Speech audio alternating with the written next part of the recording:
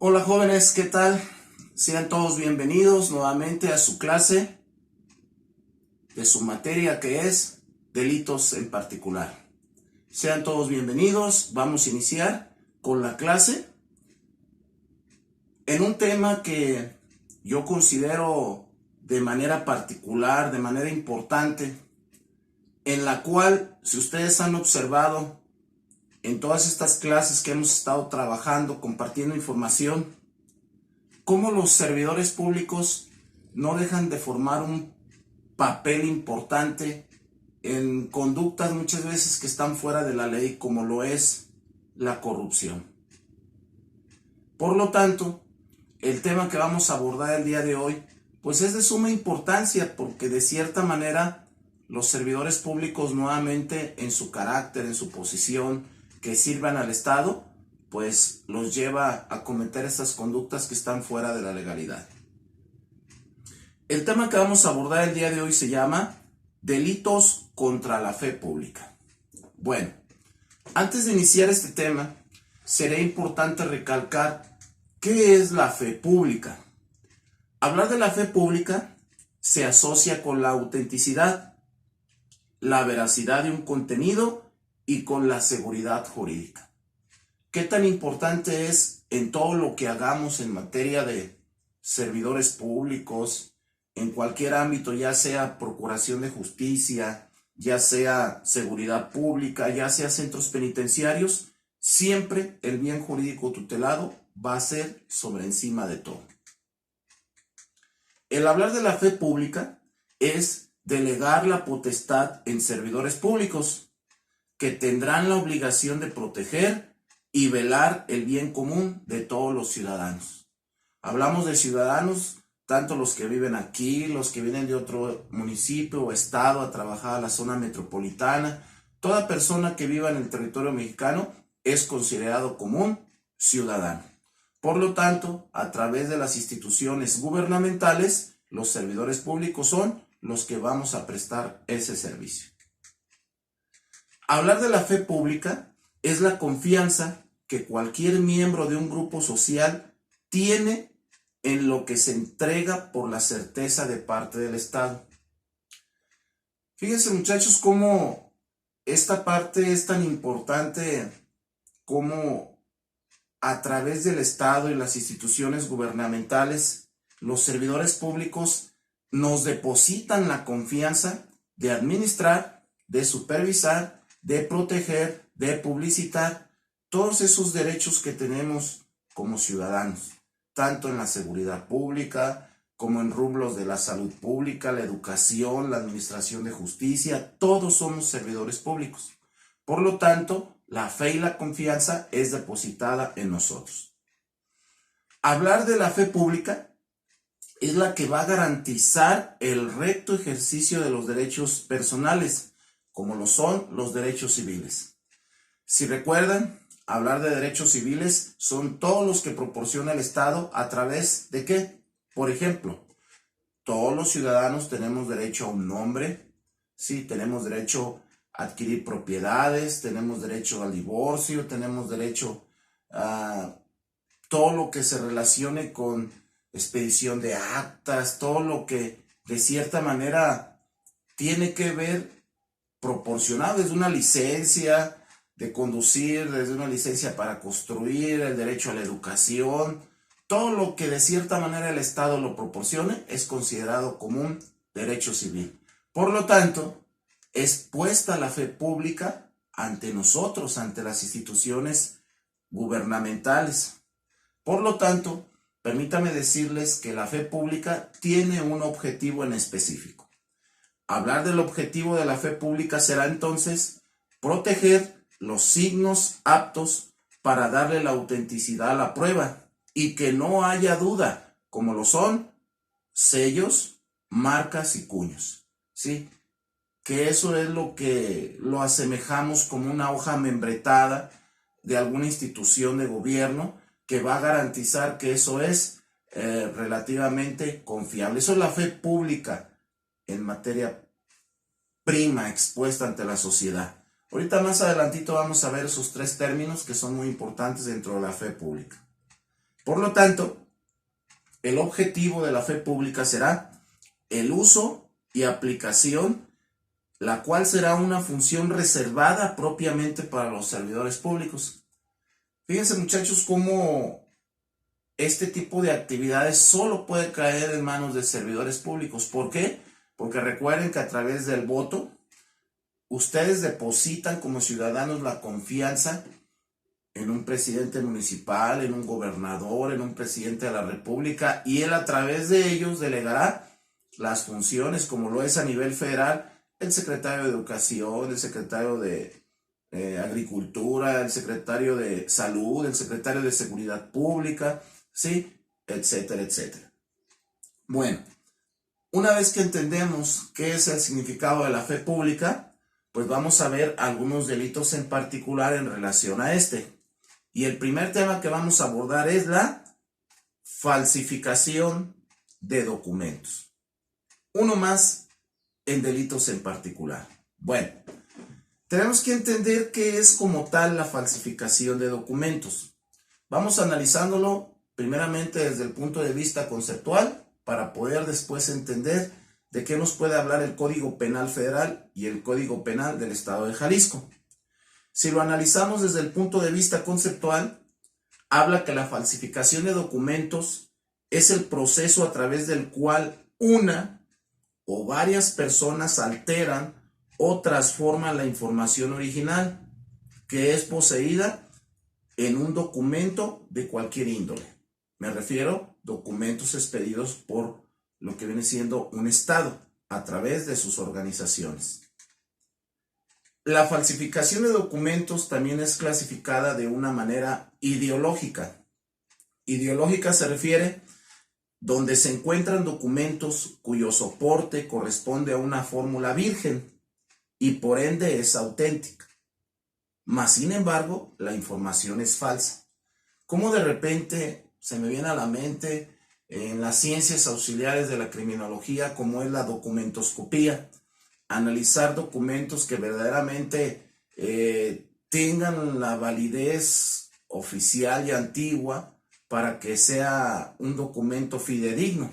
Mas, sin embargo, en la falsificación de documentos habrá documentos de esa índole donde la información sea falsa. Entonces aquí es donde se hará auxiliar de ciencias auxiliares para verdaderamente comprobar la veracidad del documento. Eso es a lo que se refiere la ideológica. Es muy importante analizar que es muy común observar cómo en la actualidad se falsifican muy fácilmente documentos como la INE, una licencia de conducir, pasaportes, tarjetas de crédito, cédulas profesionales. Todo esto es con el fin de engañar a alguien o a algunos con una situación de dolo. ¿Qué significa dolo? Que tiene toda la intención de engañar a las personas para obtener un bien ilícito en favor de uno o algunos. El hablar de la falsificación de documentos se considera como la obtención de un documento público falso. Sabemos que la falsedad puede ir en un documento privado, su uso, la destrucción, la supresión o el ocultamiento. Existen diferentes maneras, pues, de falsificar un documento con la intención de sacar un bien para alguien. Dentro de los documentos que también encontramos más comunes en lo que viene siendo este rubro de delitos en particular, son, por ejemplo, las actas de nacimiento, ¿sí? Por ejemplo, uno muy común, que se da muchas de las ocasiones dentro de los derechos civiles, las escrituras públicas, los poderes que se le otorga a alguien para hacer albacea o para cobrar algún bien jurídico, los recibos de luz y teléfonos. También sabemos que podemos descargar una imagen, una aplicación tal cual fidedigna, poner el nombre de otra persona y ponerlo como poseedor de esa finca. Y los más comunes también, que no dejo de observarlos de repente, son los certificados médicos. Todo esto, pues la magia del internet lleva a las personas a formar parte de este tipo de documentos que muchas veces pues los utilizan con el fin de tener un bien hacia ellos. Entonces podemos considerar que la falsificación de documentos pues tiene muchas de las ocasiones tender a ser un instrumento para ejecutar o encubrir delitos. Es por ello que en esta materia de delitos en particular debemos de puntualizarlo muy bien. Ok, bien. Ahora es el momento de consultar la ley. Una vez analizado lo que es la falsificación de documentos, pues vamos a revisar lo que es el Código Penal Federal. Si nos vamos al capítulo 4, nos habla de la falsificación de documentos en general. Observen bien. El artículo 243 del Código Penal Federal dice a la letra: el delito de falsificación se castigará tratándose de documentos públicos con prisión de 4 a 8 años y de 200 a 360 días de salario mínimo. Si se dan cuenta, pues no es una pena deliberada y que sea mínima. Estamos hablando de un delito en particular que pues ofende y daña a la ciudadanía. Este artículo 243 también puntualiza de que si quien realice la falsificación es un servidor público, la pena de que se trate se aumentará hasta en una mitad más. Aquí yo lo veo importante como si eres servidor público estás actuando con totalmente un dolo, y si eres descubierto y se te comprueba, pues tendrás que responder ante un tribunal judicial. Es importante pues este apunte que nos marca la ley. Bien, el artículo 244 de dicha ley nos habla a la letra: el delito de falsificación de documentos, si se comete por alguno de los siguientes medios. Fíjense bien, vamos a analizarlo. Primeramente, ¿a qué se refieren los medios en los cuales se da el delito? Las circunstancias, los momentos. Dice, número 1, poniendo una firma o rúbrica falsa, aunque sea imaginaria, o alterando una verdadera. Hay gente que es muy ágil para la caligrafía y muchas veces pareciera una firma idéntica, mas sin embargo, cuando la persona está en su completo uso y conocimiento de que no realizó esa firma, pues siempre cabrá la duda, y más cuando son transacciones de mucho dinero, compraventa, documentos que comprometan la integridad física y moral de la persona, pues es importante, sí, que quede en duda y que entre a revisión. 2. Aprovechándose indebidamente una firma o rúbrica en blanco, ajena, extendiendo una obligación, liberación o cualquier otro documento que pueda comprometer los bienes. ¿Cuántas de las ocasiones, otra vez, por buena fe pública, la gente llena documentos como pagarés, como recibos, y deja en blanco la firma, por si se tuviera que modificar o agregar algo más? Muchas veces esos errores, esa fe pública que pone la gente en servidores públicos o en otro tipo de negocio que pudiera hacer, los lleva muchas de las ocasiones a pagar cantidades o embargar bienes, todo por situaciones de que yo creí que tenía buena intención. Bueno, la buena intención no cuenta, lo que cuenta es lo que dice la ley. Hablar de la honra, la persona, la reputación de otro o causar un perjuicio a la sociedad, al Estado o a un tercero. ¿Se dan cuenta cómo los servidores públicos tenemos que actuar con justicia, con prontitud, con honradez, con respeto? Sí, hasta el hecho de que en un pago te den más dinero y tú tengas la honradez, la ética jurídica de regresar ese dinero muchas veces que te dieron de más. Todo esto pues nos lleva a verdaderamente ser unos servidores públicos capaces de respetar los derechos de los demás. Bueno, tercero, ¿en qué momentos? Alterando el contexto de un documento verdadero, después de concluido y firmado, si esto cambiare su sentido sobre alguna circunstancia o punto substancial. ¿Se dan cuenta por qué un documento no debe de traer borrones, tachaduras, enmendaduras, es mejor cancelarlo, el folio, volverlo a hacer, que cometer un error o encimar información que pareciera falsa. Sí, los documentos deben de estar breves, claros y concisos. Ya sea añadiendo, enmendando o borrando en todo o en parte una o más de palabras o cláusulas. Todas estas pequeños comentarios yo los veo de suma importancia porque sí, verdaderamente puede llevar a que muchas personas sean desde un punto de vista defraudadas, que las puede llevar a la cárcel o a la pérdida de todos sus bienes. Bien, dentro de esta ley quiero aclarar que hay muchos artículos donde sí encuadra como delito, pero trataré de ser más puntual en las que de repente pudieran ser de más importancia para nosotros. 5.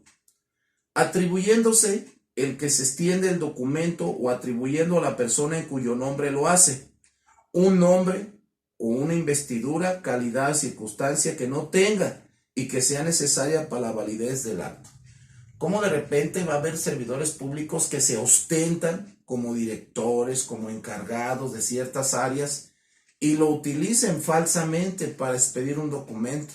O que de repente, como lo veíamos en otras materias, que ya fueron dados de baja de su cargo, mas sin embargo siguen expediendo este tipo de documentos. ¿Sí? Bien. 7. Añadiendo o alterando cláusulas o declaraciones, o asentando como ciertos hechos falsos, o como confesados los que no están, si el documento en que se asientan se extendiere para hacerlos constar y como prueba de ellos. Qué importante siempre, al momento de firmar un documento, comentarles a las partes, miren, revisen bien, revisen las cláusulas, revisen los espacios signados, los espacios de cierta manera clausurados. Bien importante, porque a raíz de un documento impreso, pues es lo que cuenta. Así como también imagínense documentos electrónicos donde se quite, donde se cambie alguna cláusula, pues ahí estamos hablando nuevamente que es algo doloso, tiene una intención. ¿Sí? Bien. 9. Este tiene que ver con criminalística.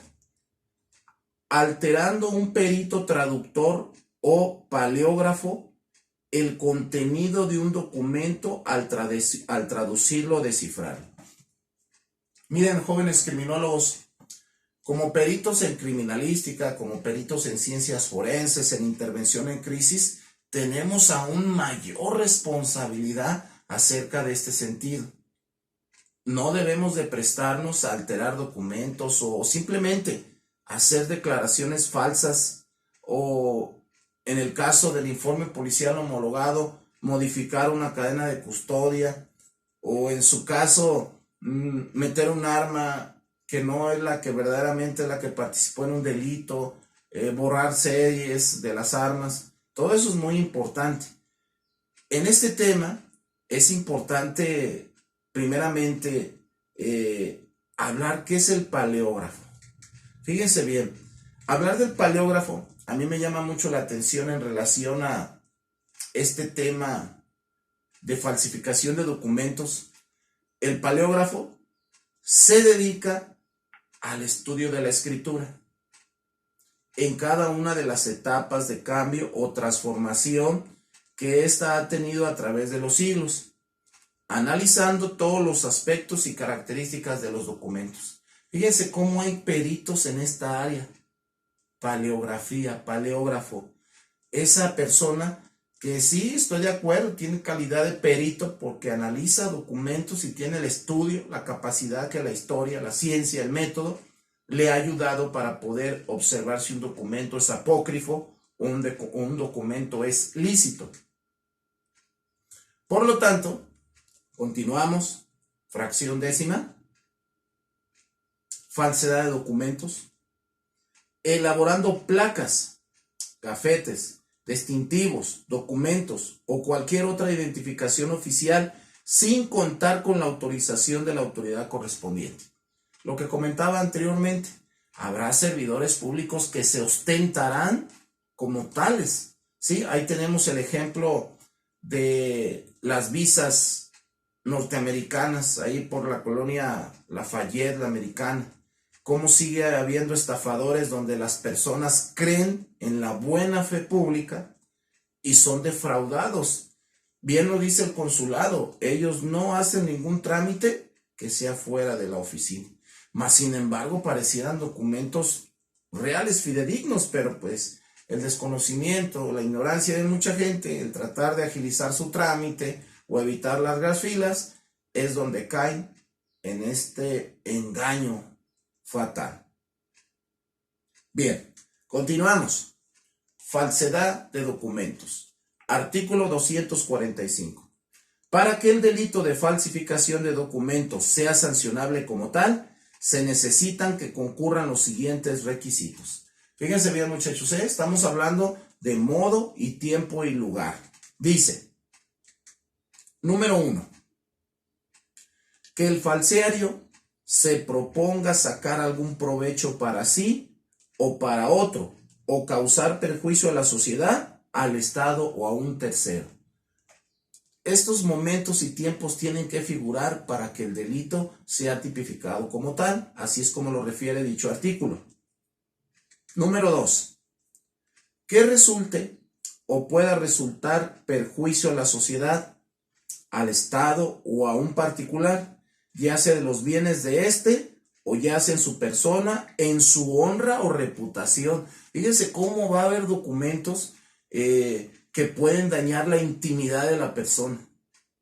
Y hablar del concepto de la intimidad, si ustedes lo pueden checar, se refiere a ese estatus público que tiene la persona ante la sociedad.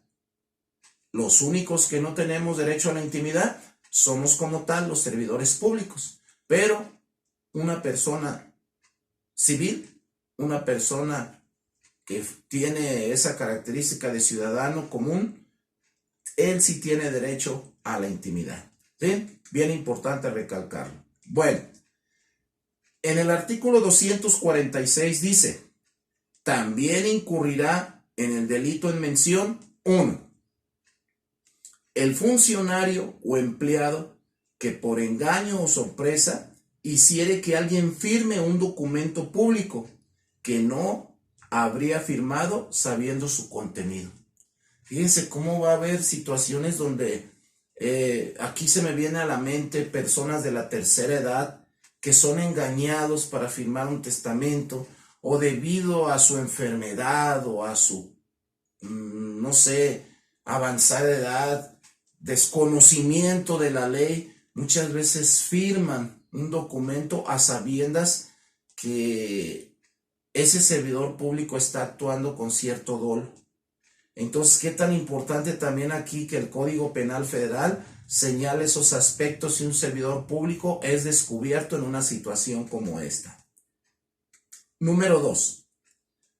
El notario y cualquier otro funcionario público que, en ejercicio de sus funciones, expida una certificación de hechos que no sean ciertos o da fe de lo que no consta en autos, registros, protocolos o documentos. Fíjense, aquí tenemos el ejemplo de esa fracción de hectáreas de los colomos que se manejaba en un principio que era de un particular, mas sin embargo sabemos que esas hectáreas de los colomos pertenecen a la ciudad, mas sin embargo es increíble que haya personas que se presten para hacer escrituras públicas a nombre de particulares. Es como si de repente alguien me saliera como dueño del Parque Alcalde, alguien me saliera como dueño, no sé, de una plaza pública y se ostentara como tal a través de un registro notarial. Muchas veces es ilógico, pero aquí vemos todo el dolo que tienen ciertas personas de apoderarse de terrenos que son propiamente de la ciudad. 4. Vámonos por el lado de la salud. Falsificación de documentos. El médico que certifique falsamente que una persona tiene una enfermedad u otro impedimento bastante para dispensarla de prestar un servicio que exige la ley o de cumplir una obligación que ésta le impone o para adquirir algún derecho. Fíjense que aquí es muy común cómo se puede dar esa falsedad en información. A pesar de que son médicos que están trabajando para X institución, expiden incapacidades que muchas veces no tienen la enfermedad como tal sus pacientes, o de repente para buscar una reubicación en un trabajo, un nombramiento médico de un IPP, incapacidad parcial permanente, y tengan algún beneficio, también la ley, tanto al que lo expide como la persona que lo solicita, están cayendo en un delito. Yo lo veo de carácter como dolo. Si no está enfermo, pues que se vaya a trabajar. Y si tiene una enfermedad, pues que el doctor como tal lo certifique. Mas, sin embargo, pues ahí también estarían cayendo en una situación de falsedad de documentos. Bien, número 6. El que a sabiendas hiciere uso de un documento falso o de copia, transcripción o testimonio del mismo, sea público o privado.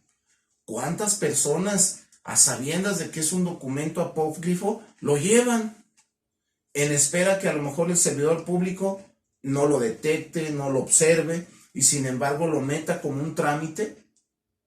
Ahí estamos hablando que es dolo. No se vale decir, es que yo no sabía, no tenía conocimiento, no me fijé. No, el hecho se está dando, el delito se está dando. Entonces, por lo tanto, también a sabiendas de el Código Penal lo aplica. ¿Sí? Entonces, ¿qué tan importante es cómo el Código Penal Federal lo aborda? Y es tan importante que la gente, las personas estén muy conscientes. Bueno, vamos a continuar. Ahora vamos a analizar este delito de falsedad de documentos, ahora desde el punto de vista del Código Penal del Estado de Jalisco. Dice en el capítulo 3, falsificación de documentos en general. Fíjense que al estar observando y comparando una ley con otra, muchas veces te das cuenta que es lo mismo. Habrá algunas situaciones que cambian, mas sin embargo voy a tratar de puntualizar las que pudiera cambiar en un poquito más diferente. Está tipificado la falsedad de documentos a partir del artículo 165 y dice: se impondrán de 6 meses a 3 años de prisión y multa por el importe de 100 a 300 días de salario mínimo al que incurra en alguno de los casos siguientes. Fracción cuarta. Al que varíe la fecha o cualquier otra circunstancia relativas al tiempo de ejecución del acto que se exprese en dicho documento. Fíjense que aquí encuentro una poquita variación donde el Código Penal Federal no lo menciona. El variar o cambiar otra fecha de acuerdo a la legalidad del documento que se le da. Si está expedido en la ciudad de Guadalajara, Jalisco, en el mes de diciembre del 2021, ¿por qué aparece en enero del 2022? O sea, el que cambie una fecha u otra. 8. Dice: el que expida un testimonio supuesto de un documento que no existe, lo expida de otro documento existente que carezca de los requisitos legales. ¿Cuántas de las ocasiones habrá servidores públicos que hagan un documento mencionando que se desprende de otro? Por ejemplo, yo puedo decir, Guadalajara, Jalisco, a 6 de diciembre del 2021, y este documento es la continuación del folio 429 del día 29 de marzo del 2021. Ahí estamos hablando de que forma parte de continuación de otro documento. Entonces, caerá en falsedad de documentos, expedición de documentos, aquel que lo mencione de esa manera, ¿sí? Entonces, hay que tener mucho cuidado, número esto. Bien. Criminalística. 9. Caerá en falsedad de documentos aquel que altere un perito el contenido de un documento al traducirlo o descifrarlo. Fíjense, aquí estamos hablando de documentoscopía, de grafología, de ciencias auxiliares de la criminalística, de la criminología. Entonces es muy importante también no caer en una situación como esta. Bien, el artículo 166 dice, para que sea punible el delito, ¿qué significa punible? Castigado. ¿A qué se refiere lo anterior? Se necesita que la persona que incurra en alguno de los casos previstos. ¿Qué significa esto? Necesitamos la parte de la querella. Necesitamos la parte de que haya una víctima, ¿sí? Y que vaya y ratifique su denuncia para que se prosiga. Podemos entenderlo como que si no hay una parte afectada, pues no se puede dar ese delito nada más por esa parte de oficio, ¿sí? No se puede dar por oficio. Tiene que haber una querella, tiene que haber un denunciante. Por lo tanto, se propone obtener algún provecho para sí o para otro, o cause daño material o moral a cualquier persona o la sociedad. Fíjense, jóvenes criminólogos, cómo tanto el Código Penal del Estado de Jalisco como el Código Penal Federal tiene muy puntualizada cada una de estas causas. Yo creo que el juez de juicio oral tiene todas las herramientas para poder consignar a una persona que comete un delito como tal. Solamente como autoridades encargadas de procurar de justicia, fomentar la denuncia y sobre todo que los servidores públicos conozcan la ley y que conozcan las consecuencias que pueden obtener ante esta actividad que yo puedo decir lícita, la convierten en ilícita. ¿Sí? Bueno, vamos a continuar con el siguiente tema, que es la falsificación de moneda. No dejen de tomar notas, si tienen alguna duda, vayan anotando y ustedes saben, por los medios pertinentes, pues estaremos en contacto. ¿Sí? Continuamos con lo que es la falsificación de moneda.